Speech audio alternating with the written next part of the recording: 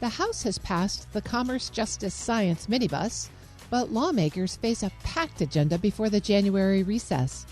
Appropriators aim to release text for the next bundle, including state, foreign ops, financial services, and Homeland Security soon, even as DHS funding hangs in the balance after a fatal ICE shooting.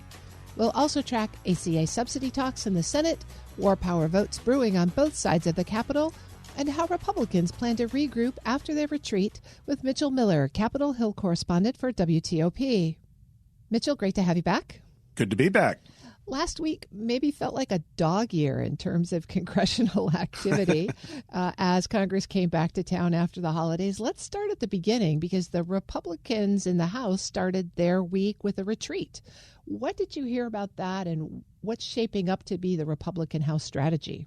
Well, this was kind of a rally that President Trump, of course, threw out a lot of different ideas. Whether they'll actually become legislation really remains to be seen. But, of course, the big talk is about affordability. And a lot of ideas have been thrown out, but are they going to actually become bills? We'll have to see.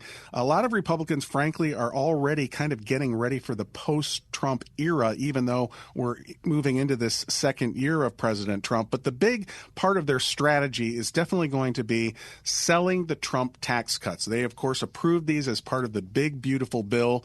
And Senate Majority Leader John Thune and other lawmakers went down to the border this past week to stress that. And you're going to see a lot of that from Republicans as they try to get their messaging across while they're dealing with all these other issues like health care in Venezuela, et cetera.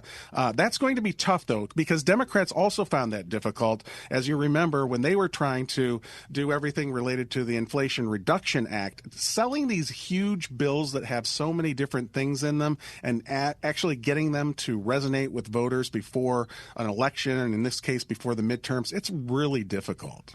Well, they're complex and cover so much ground. But in addition to that, the Republican margin has gotten really tight. Yeah, absolutely. Unfortunately, California lawmaker Doug LaMalfa really surprised everybody that he had died at the age of 65 last week, and that brought down the margin in the House to 218 to 213. So you quickly do the math, and that means House Speaker Mike Johnson can only afford to lose 2 votes on any particular piece of legislation. And then there are also a couple of special elections with Democrats likely to pick up 2 seats that are now vacant. So it is going to be a very, very thin margin. I know we've been talking about this for years, but this will be actually the thinnest margin that Speaker Johnson will have, and we saw some of that play out with the legislative action that occurred last week. Well, let's dig into that, because the first thing, maybe a good news piece, is that the House did pass the first of the minibus appropriation bills. Tell us more. Right. And related to that thin margin, even that had a little bit of a mini drama on the minibus because, once again, you had conservatives saying that they didn't like some of the earmarks in part of the legislation. So they broke it up, which is kind of rare that they do that even with a minibus. So they basically took commerce, justice, and science, took that as a vote separate from interior, environment, and energy water bills.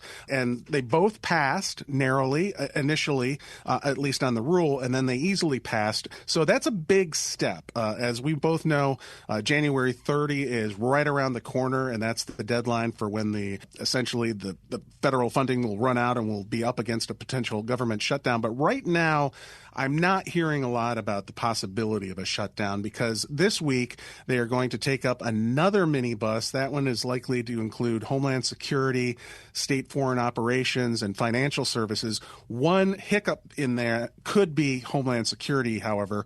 As we all know, a lot of controversy related to the shooting in Minneapolis last week with the ICE officer. And so that could be tripped up a little bit because a lot of Democrats have concerns about how things are being moved around with Homeland Security. So we'll see if they shift. They could actually potentially instead take up a different minibus.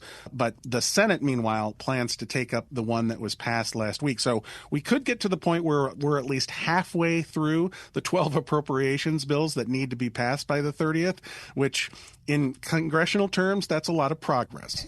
These minibuses are sort of ordered in degree of difficulty, aren't they? So getting the CJS and interior bill through is one step. The next one's a little harder. The last one is defense and some other big topics.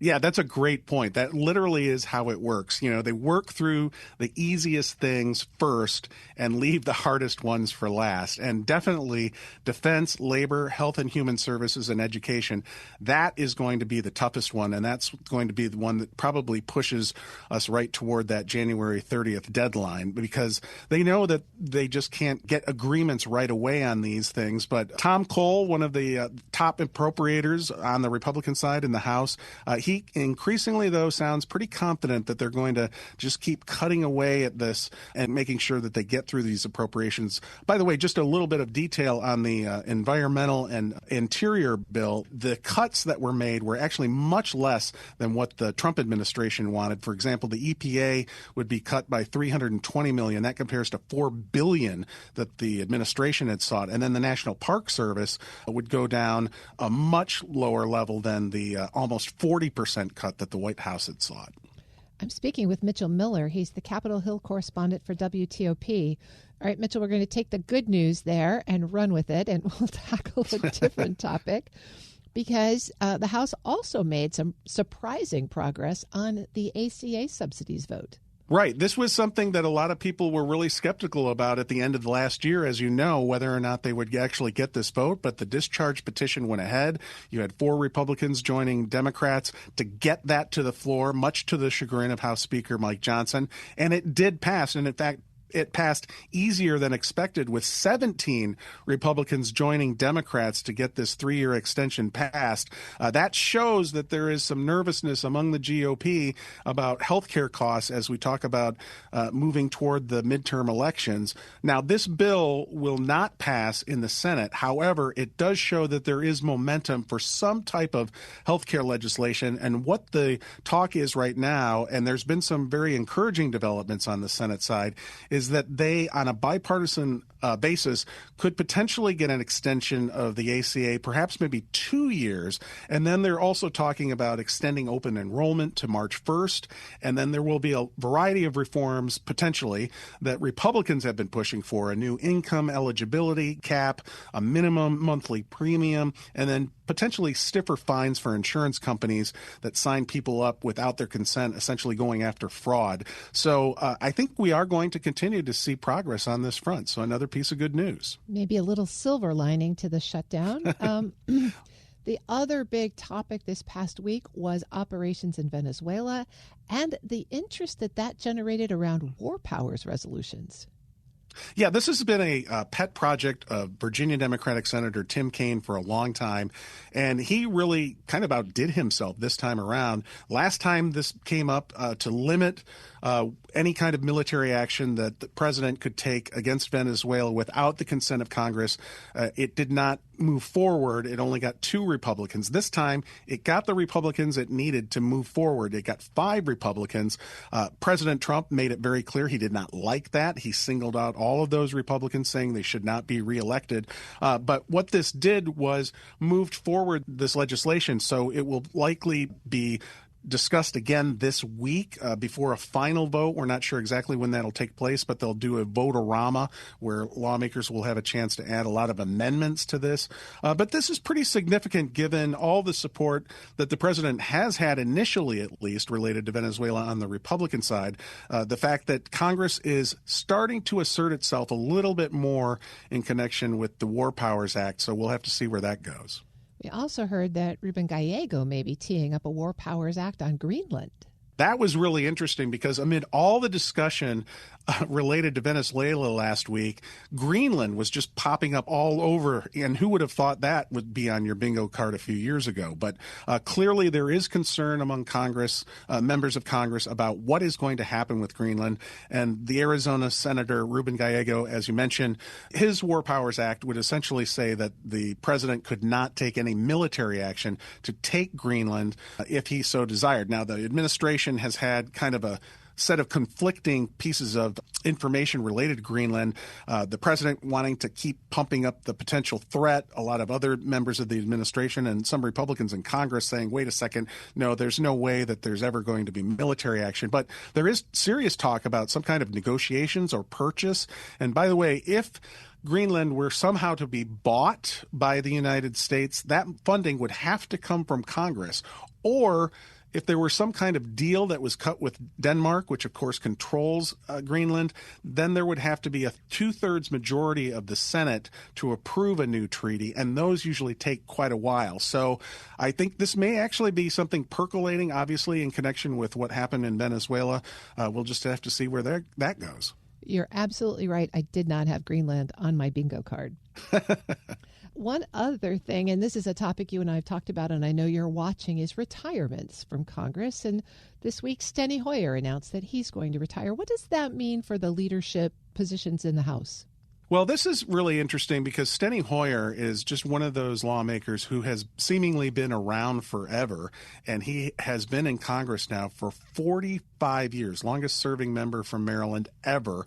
And this really signifies the changing of the guard in the U.S. House of Representatives, at least on the Democratic side, because for 20 years, Steny Hoyer was part of the Democratic leadership. He was the number 2 under House Speaker Nancy Pelosi when she was the Speaker, much to his chagrin because he wanted to be Speaker at one point.